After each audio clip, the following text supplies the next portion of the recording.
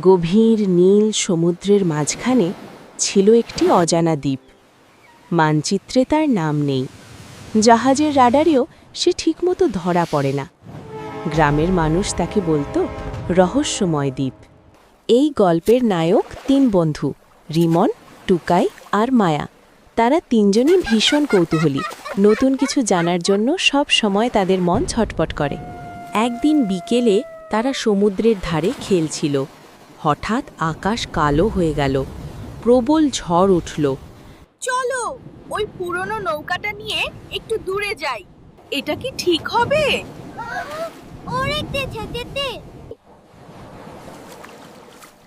ভয় পেলে অ্যাডভেঞ্চার হবে কিভাবে? ঝড়ের মধ্যে অ্যাডভেঞ্চার কেমন হয় দেখি। Hold on tight.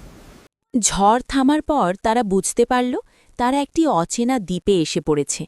দ্বীপটি অদ্ভুত, চারপাশে বিশাল গাছ, অদ্ভুত রঙের পাখি আর এক ধরনের নীল আলো গাছের গায়ে জ্বলছে, যেন পুরো দ্বীপটাই জাদুর মতো।